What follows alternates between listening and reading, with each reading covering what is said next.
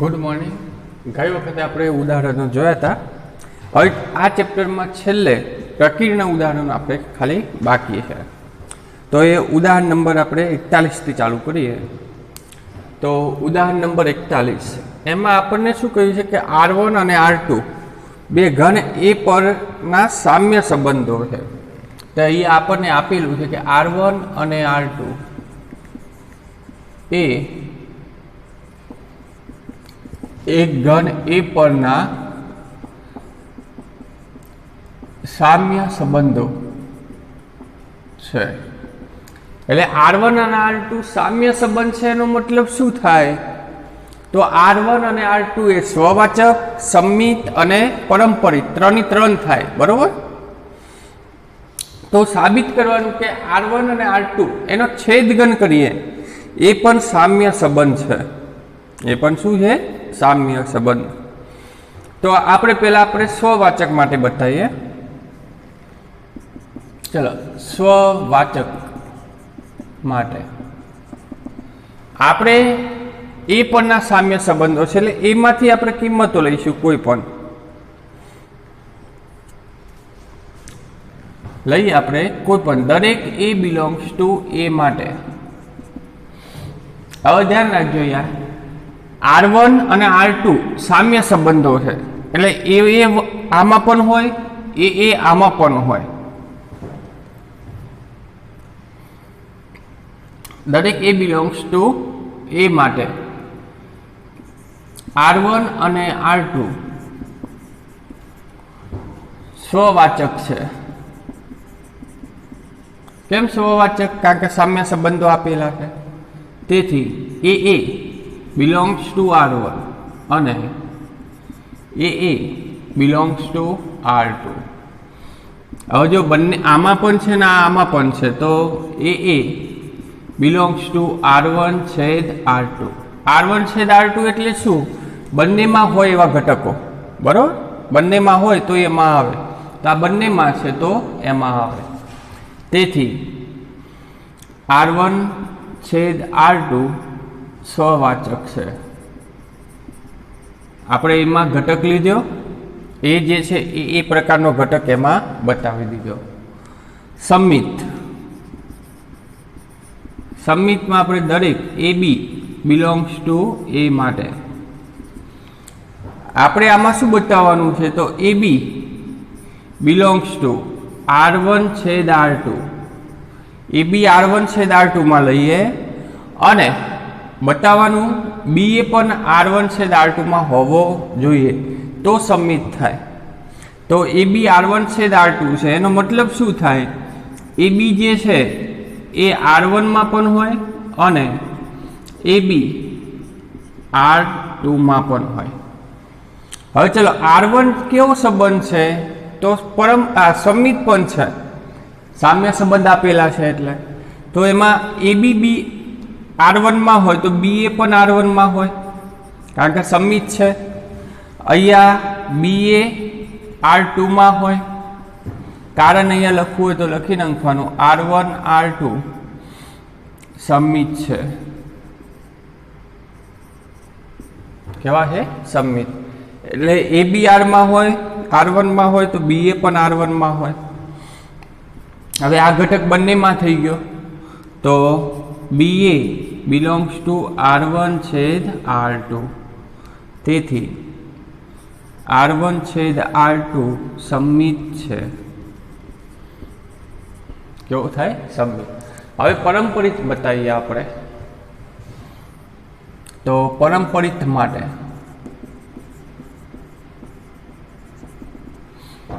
એમાં આપણે ત્રણ A B C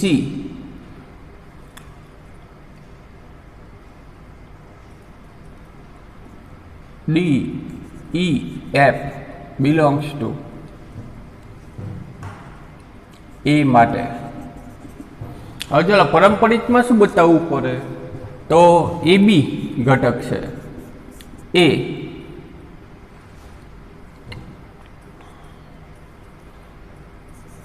R1 छेद R2 में है अने BC belongs to R1 છેદ R2 આ ત્રણ લેવાની જરૂર નથી, ABC જ લઈએ આપણે।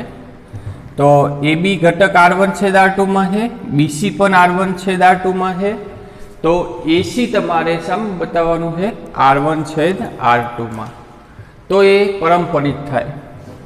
ચલો આનો અર્થ શું થાય, તો AB belongs to R1 અને AB belongs to R2 આ પહેલાનો અર્થ થાય। અને આમાં તો BC belongs to R1 અને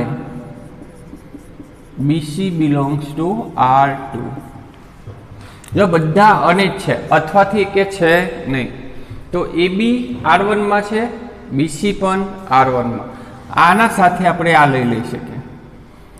તો AB belongs to R1 અને BC belongs to R1 આ પહેલું, અને આના સાથે આ લઈ લઈએ AB belongs to R2 અને BC belongs to R2। હવે ચલો AB R1 માં છે, BC R1 માં છે, તો AC પણ શામાં હોય R1 માં, કેમ? કારણ કે R1 પરંપરિત છે, તેથી AC belongs to R1 અને અહીંયા પણ AC belongs to R2 કારણ R1 R2 પરંપરિત છે। હવે બંનેમાં ઘટક હોય તો આ રીતે લખાય AC belongs to R1 છેદ R2, તેથી R1 છેદ R2 પરંપરિત છે। આમ લખી નાખવાનું કે R1 છેદ R2 પણ કેવો સંબંધ છે, સામ્ય સંબંધ છે, એ નીચે લખી દેવાનું। તો એક આ રીતે આપણે સાબિત કરી શકીએ। એના પછી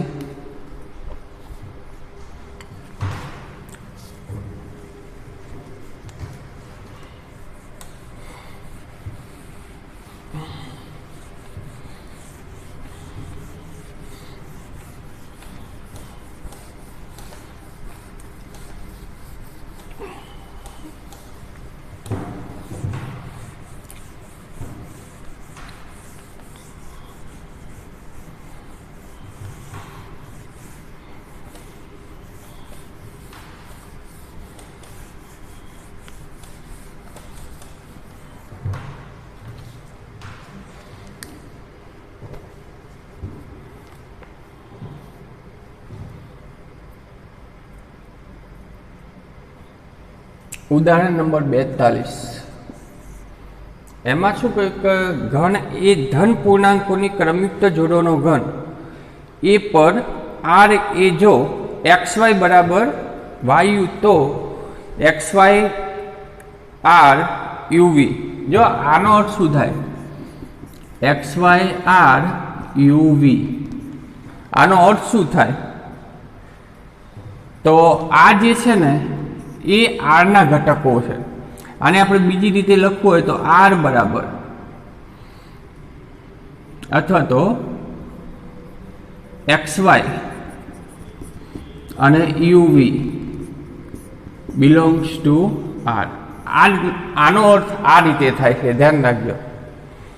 આપણને X R Y આપ્યું હોય, આનો અર્થ શું થાય, તો XY ઘટક R માં છે, XY ઘટક R માં છે, અને એનું સૂત્ર તમને આપેલું હોય।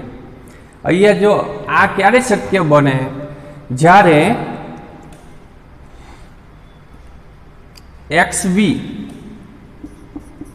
બરાબર UY થાય, UY થાય, એટલે X અને V એટલે પહેલા અને છેલ્લાનો ગુણાકાર, અને Y અને U બીજો અને ત્રીજાનો ગુણાકાર જો સરખા થતા હોય તો આવો ઘટક છે R માં હોય, આવો આપણને એક સંબંધ આપેલો છે, અને સામ્ય બતાવવાનો છે। કેવો બતાવવાનો છે, સામ્ય। ચલો અહીંયા બતાવીએ તો સંબંધ આર આપણને આવો આપ્યો છે અહીંયા, આર ઇઝ ઇક્વલ ટુ કયા ઘટક? તો એક્સ વાય અને યુવી. ક્યારે આવે આ? તો એક્સ વી બરાબર વાય યુ. જો આવું થતું હોય બે, તો આ ઘટક છે એ આરમાં છે એમ કહી શકાય. તો આ સામ્ય સંબંધ બતાવો.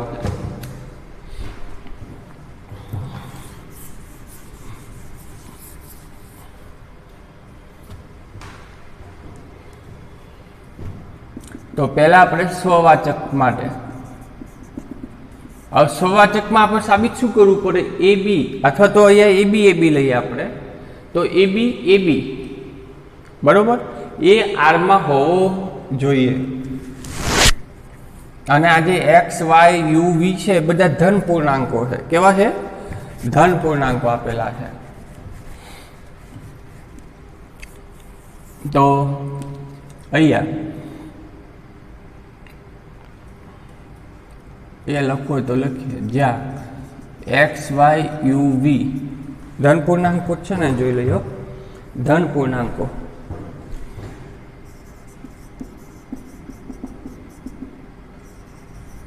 ધન પૂર્ણાંક એટલે પ્રાકૃતિક સંખ્યાઓ ટૂંકમાં છે. અહીંયા આપણે દરેક એ બી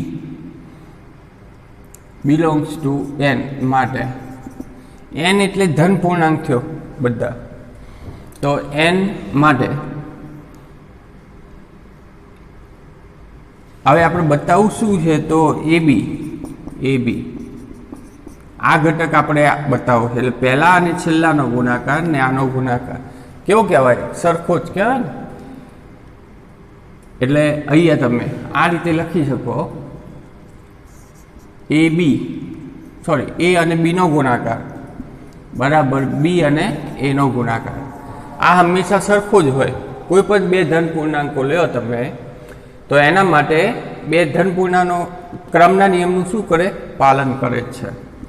તેથી પહેલો ને છેલ્લો એટલે એ બી બિલોંગ્સ ટુ આર.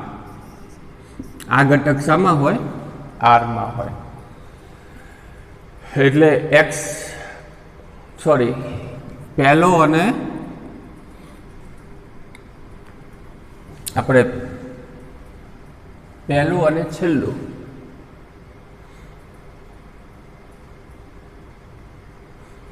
બરાબર બીજું અને ત્રીજું સરખું હોય, તો એક્સ વાય આ પહેલું ઘટક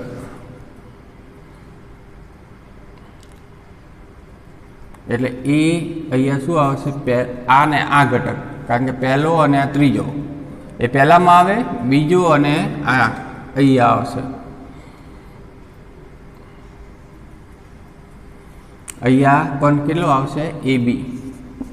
એટલે એ બી બિલોંગ્સ ટુ શું થાય? અહીંયા જે લીધો એના એ જ અહીંયા છે, એ તમારે આરમાં છે. તેથી આર સ્વવાચક છે. આ રીતે આપણે લખી શકીએ છીએ. એટલે પહેલું ત્રીજું અને અહીંયા આના બે એ પણ કેવા થાય? સરખા. અહીંયા તમારે વાય અને યુ, એક્સ વી એટલે પહેલું ને છેલ્લું,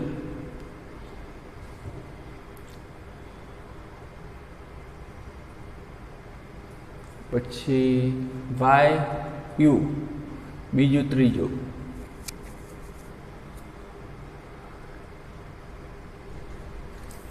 બરોબર ચાલે આમ.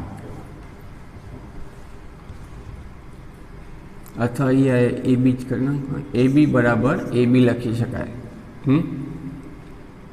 એટલે પહેલું છેલ્લું આ અને આ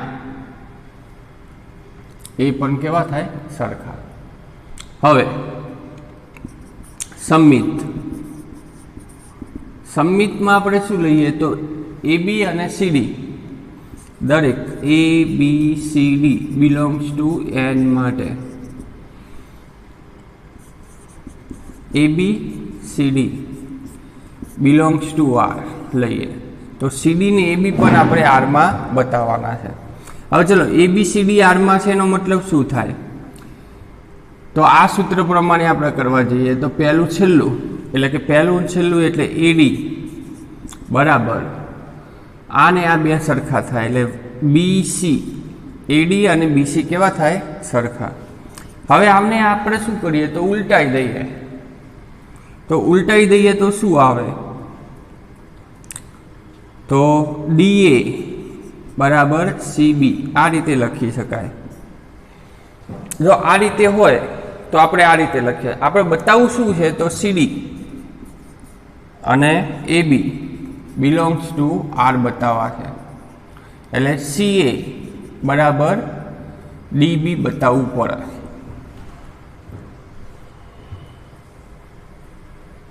સોરી પહેલું અને છેલ્લું એટલે સીબી બરાબર ડીએ બતાવવું પડે। તો સીબી વાળું આ પહેલું લખી દઈએ। હવે આને આ રીતે લખી શકાય। આનો અર્થ શું થાય તો સી પહેલું અને છેલ્લું સીએ સોરી પહેલું અને ત્રીજું એટલે સીડી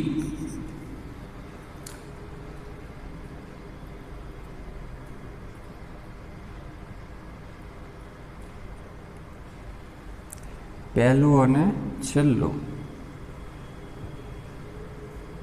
અહીંયા સોરી સીબી પહેલું છેલ્લું એડી અને બીસી સરખા છે। ઉલટાઈ નંખો તો સીબી ડીએ આ જે છે પહેલું લખ્યું છે આ બીજું લખ્યું છે એટલે પહેલું અને છેલ્લું તો પહેલું અને છેલ્લું એટલે સી એ આવે તો આપણે તો સીડી બતાવવાનો છે તો આ જે છે એડી લખી નાખો આમાં કંઈ ફરક પડતો નથી। આ આપણે ઉલટાયું નથી એમને એમ જ રાખ્યું તો પહેલું છેલ્લું એટલે સીડી અને બીજું ત્રીજું એટલે એમાં યુ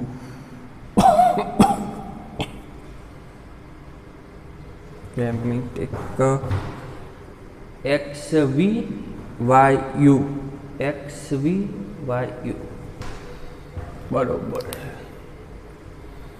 એબીસીડી તો એબીસીડી બિલોંગ્સ ટુ લીધું એટલે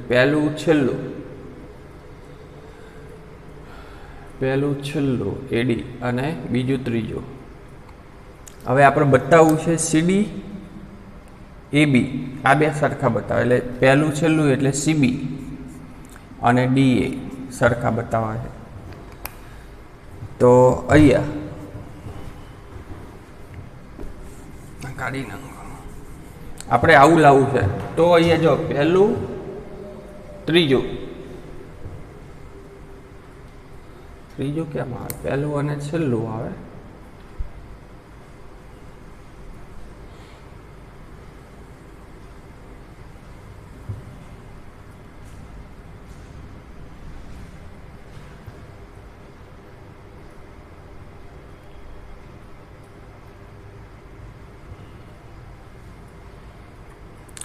એડી બીસી એ તો છે જ। ચાલો આવું લખવું હોય તો આ પહેલા લખી દઈએ તો બીસી બરાબર એડી આવું લાવવું છે આપણે તો સીબી લખી શકાય અહીંયા અને ડીએ પણ લખી શકાય એટલે પહેલું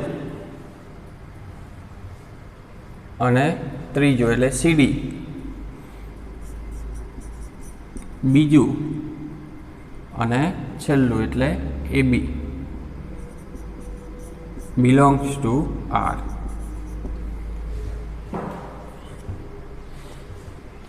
આ જે છે જો પહેલું અને છેલ્લું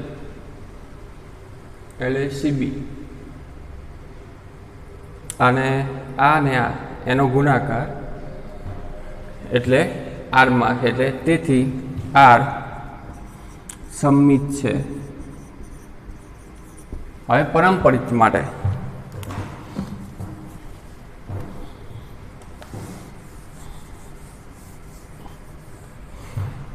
પરંપરિતમાં આપણે 3 ઘટકો લેવા પડશે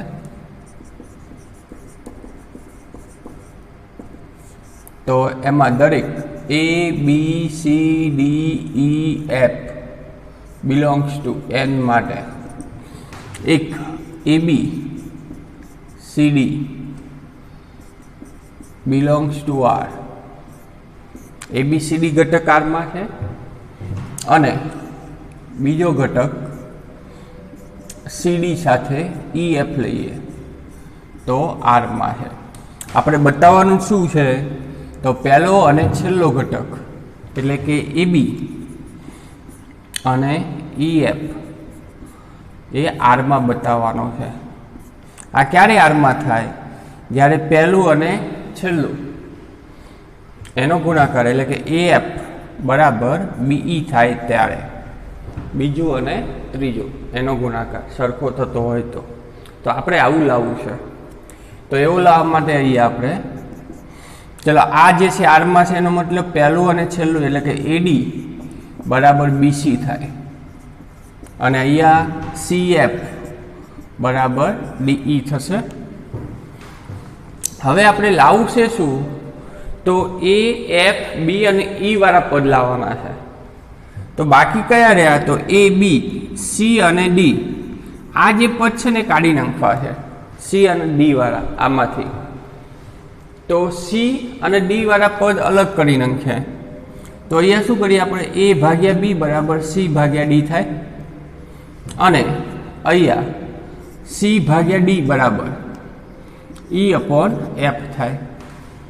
हवे आ ने आ बे सरखा छे तो आ बंने पण केवा थाय सरखा एटले के ए अपॉन बी बराबर ई अपॉन एफ एटले ए एफ बराबर बीई थाय ए एफ बराबर बी अने ए एफ बराबर बीई होय तो आ घटक एटले के ए बी अने ई एफ ए आर में होय पहलू अने छेल्लू बीजू अने त्रीजू एनो गुणाकार है। तेथी आर परमपरित छे नीचे लखी नाखवानुं आम आर स्ववाचक संमित अने परमपरित होवाथी साम्य संबंध थाय। तो आ जे छे 42मुं एक्जाम्पल छे।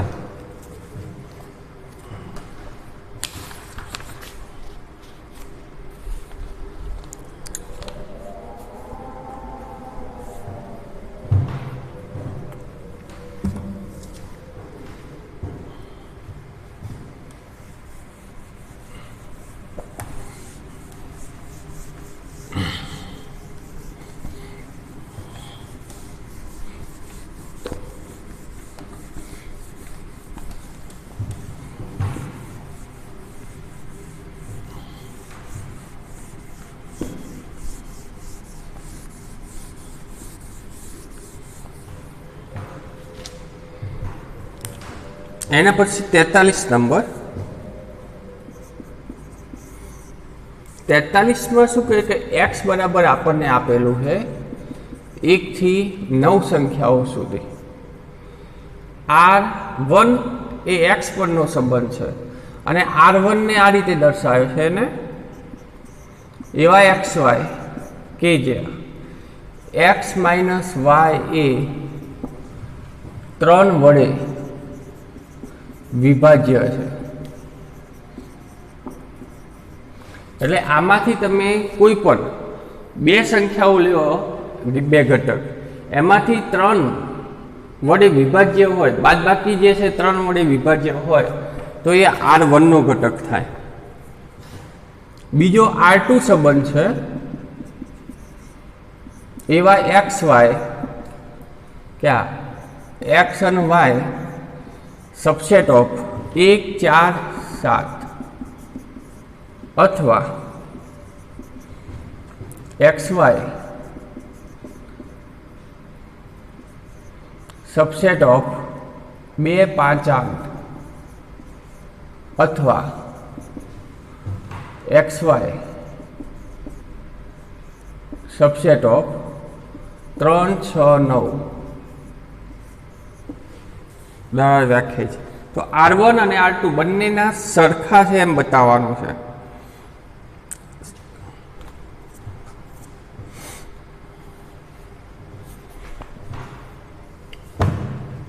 હવે ધ્યાન રાખજો યાર, આમાં કયા કયા ઘટકો આવી શકે?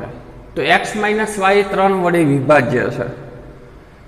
અહીં આપણને R1 સંબંધ છે એ x1 એટલે કે x cross x tense two x પરનો સંબંધ આપેલો છે. એટલે એક્સમાં આપણે 1 થી 9 લેવાના, એટલે 1 1 2 2 3 એટલે 1 1 1 2 1 3 એ બધા આવશે. પછી 2 1 2 2 2 3 એ રીતે આવશે. 3 3 1 3 2 એ બધા કુલ લગભગ 9 ગુણ્યા 9 એટલે 81 ઘટકો જેવું થાય. હવે આ 81 ઘટકોમાં તમારે કોઈ પણ બે ઘટકની બાદબાકી કરો. દાખલા તરીકે અહીં આપણે લઈએ કે 4 અને 1 લઈએ, તો આની બાદબાકી કરો તો 3 થાય. એ 3 વડે વિભાજ્ય કહેવાય. હવે 3 વડે વિભાજ્ય કઈ સંખ્યાઓ થાય? તો જવાબ 0 આવતો હોય, 3 આવતા હોય, 6 આવતા હોય, 9 12 3ના ઘડિયામાં આવતી હોય બધી વિભાજ્ય થાય. તો આ પણ લઈ શકાય આપણે. દાખલા તરીકે 4 અને 1 લીધો, પછી 4 4 લઈ શકાય. કેમ? કારણ કે 4 4 છે એ બાદબાકી કરો તો 0, એ 3નો અવયવ કહેવાય. 0 એ 3 વડે વિભાજ્ય જ છે, કારણ કે 0 તો કોઈ પણ સંખ્યા વડે વિભાજ્ય થાય. પછી 4 સાથે લઈ શકો તમે, 1 4 અને 7, તો આનો જવાબ પણ -3 આવે, એ પણ 3 વડે વિભાજ્ય. એટલે આવા ઘટકો છે ને R1 માં આવેલા છે. અને R2 માં કેવા ઘટકો છે? તો આનાથી બનતા હોય, આના સબસેટ હોય. આના સબસેટ એટલે 1 4 હોય, બરોબર. પછી 1 7 હોય, 4 1 હોય, 4 7 હોય. પણ અહીંયા પણ જો તફાવત કેટલો છે? 3. અહીંયા તફાવત 3, અહીંયા પણ તફાવત કેટલો છે? 3. હવે આપણે બતાવવું છે કે બંનેના સૂત્રો કેવા છે? સરખા. હવે બંનેના સૂત્રો સરખા બતાવવા હોય, એટલે કે આપણે a બરાબર b સાબિત કરવા હોય, તો એના માટે તમારે અહીંયા a સબસેટ ઓફ b બતાવવા પડે અને b સબસેટ ઓફ a. એટલે a ના બધા જ ઘટકો b માં બતાવવાના અને b ના બધા જ ઘટકો a માં બતાવો, ત્યારે તમારે a બરાબર b કહી શકાય. હવે આવું બતાવવા માટે શું કરવાનું? તો x એ a માં લેવાનો અને x એ b માં બતાવવાનો. અને આવું બતાવવા માટે x એ b માં લેવાનો અને x બિલોંગ્સ ટુ a માં બતાવવાનો. જો આવું કરો તો b સબસેટ ઓફ a થાય, આ કરો તો a સબસેટ ઓફ a થાય, અને આ બંને થાય તો આપણે આ કહી શકીએ. તો એ રીતે આપણે સાબિત કરવા માટે આપણે પહેલા આમાંથી ઘટક લઈએ કોઈ પણ, બરોબર. એ R2 માં બતાવીએ તો દરેક xy બિલોંગ્સ ટુ x માટે, ચલો xy ઘટક છે એ આપણે R1 માં લીધો. શામાં? R1. હવે xy R1 માં છે એનો મતલબ શું? તો બાદબાકી છે એ 3 વડે વિભાજ્ય છે. હવે 3 વડે વિભાજ્ય હોય તો આ ઘટક આવે કે નહીં? એમાં તો હોય જ આ ઘટક. 1 4 1 7 4 1 ને બધા ઘટકો હોય જ. એટલે આના ઉપરથી આ લખી શકાય આપણે કે એવા xy, અથવા તો આ લખી શકો તમે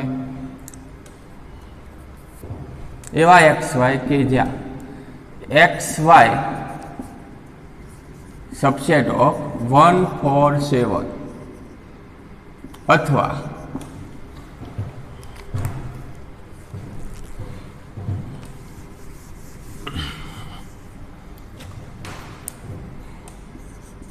xy સબસેટ ઓફ 2 5 8, અથવા xy સબસેટ ઓફ 3 6 9. આ લખી શકીએ, કારણ કે આ જે ઘટક છે એ આમાંથી આપણે લેવાના. 1 7 1 4 4 7 એ બધા લઈએ તો એ આમાં હોય જ, 3 વડે વિભાજ્ય થાય. આ લઈએ તો પણ થાય ને આ લઈએ. બાકીના તમે લો, દાખલા તરીકે 1 અને 2 લો તો એ 3 વડે વિભાજ્ય થતી નથી, એટલે આમાં ન આવે. અને આ હોય તો શું લખાય? R2 માં હોય, તેથી XY belongs to R2. તેથી આપણે આમાં લીધો ને આમાં બતાવે એટલે R1 સબસેટ ઓફ R2. આ જ રીતે તમારે ચોપડીમાં જોઈને અથવા તો અહીંયા XY belongs to R2 લ્યો તો આ પહેલા લખવાનું ને આ પછી લખવાનું, બરોબર? અને R1 અહીંયા આવશે એટલે R2 સબસેટ ઓફ શું થઈ જશે? R1. હવે R1 સબસેટ ઓફ R2 ને R2 સબસેટ ઓફ R1, તેથી R1 અને R2 કેવા થાય? સરખા. એ તમારે જાતે કરવાનો છે, એટલે આમાં કંઈ બહુ છે નહીં.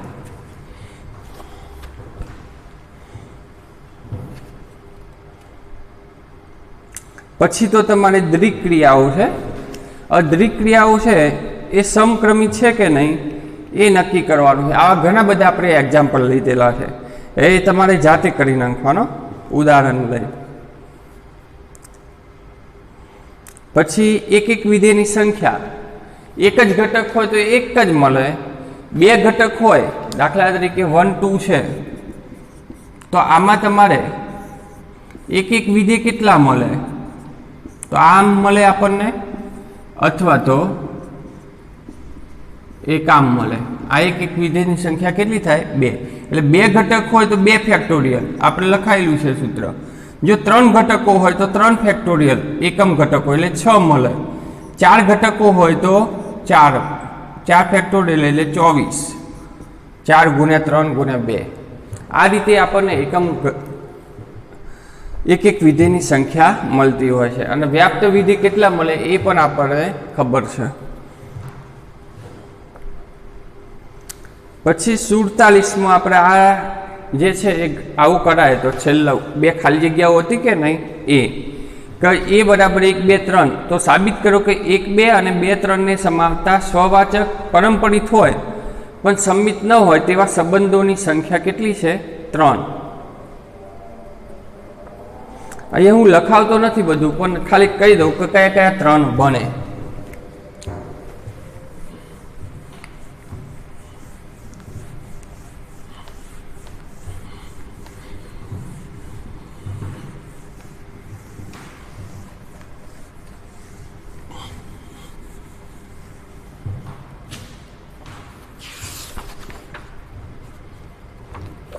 તો અહીંયા એ બરાબર 1 2 3 આપેલા છે. હવે અહીંયા તમારે એમ કહ્યું છે કે 1 2 અને 2 3 આ બંનેને સમાવતા હોય, બીજું સ્વવાચક હોય, પરંપરિત હોય, અને આ હોય અને સંમિત ન હોય. આપણે પેલામાં પરંપરિત નથી, આ 2 હતા તો 2 મળતા હતા, અને જો આવા હોય તો આપણને 3 મળે. તો કયા મળે? તો પહેલો જ R1 લઈ લઈએ આપણે. એક તો જો ઘટક કેવો છે? સ્વવાચક, એટલે 1 1 1 2 2 2 3 3 આ તો હોય જ. બીજું આ બંનેને સમાવે છે એટલે 1 2 2 3 હોય. હવે આ જે છે ને એ સંમિત નથી, કારણ કે 1 2 છે પણ 2 1 છે નહીં. પરંપરિત થાય છે પહેલા આટલો, તો 1 સાથે તો આ કરો તો 1 2 છે જ. ચલો 2 સાથે આ લ્યો તો 2 3 છે જ. આ 3 સાથે તો એના જ આવશે. આ 2 સાથે આ જોડો તો 1 3 1 3 આમાં નથી, એટલે પરંપરિત થતો નથી, કારણ કે 1 3 આમાં નથી. તો 1 3 લઈ લઈએ અહીંયા, કારણ કે આ 2 ભેગા કરો તો 1 3 થાય છે. ચલો 1 3 આવી ગયા. 2 પછી 2 સાથે આ તો 1 2 એ તો આવી ગયા. ચલો 3 સાથે આ જોડી તો 2 3 આમાં છે જ. 3 સાથે બીજા આ 3 સાથે આ જોડો તો 1 3. એટલે આ પહેલો સામ્ય સંબંધ જે સ્વવાચક સંમિત થાય. હવે આપણે A × A માં કુલ ઘટકો કેટલા આવે? तो 1 1 1 2 1 3 9 આવશે ને 2 1 2 2 2 3 3 1 3 2 અને 3 3 હવે આ પહેલો સંબંધ આપણે જોયો જે સ્વવાચક સમિત છે પરંપરિત સ્વવાચક પરંપરિત છે સમિત નથી પાછો આ બરોબર તો આ પહેલો આપણને મળ્યો બીજો R2 માં આ તો આવવાના છે 1 1 2 2 3 3 1 2 2 3 1 3 આ તો આવવાના જ છે હવે બાકી કયા વધ્યા આપણે તો 1 2 આવી ગયા આ આવી ગયો આવી ગયો 1 3 આવી ગયો પછી 2 1 બાકી છે 3 1 બાકી છે 3 2 બાકી છે 2 3 2 3 આવી ગયો આટલા ઘટકો આવ્યા 3 ને 3 6 3 ને 3 6 હવે અહીંયા આપણે શું કરીએ તો આ એક ઉમેરી દઈએ કયો ઉમેરીએ આપણે તો આમાં 3 2 ઉમેરી દઈએ કેટલા 3 2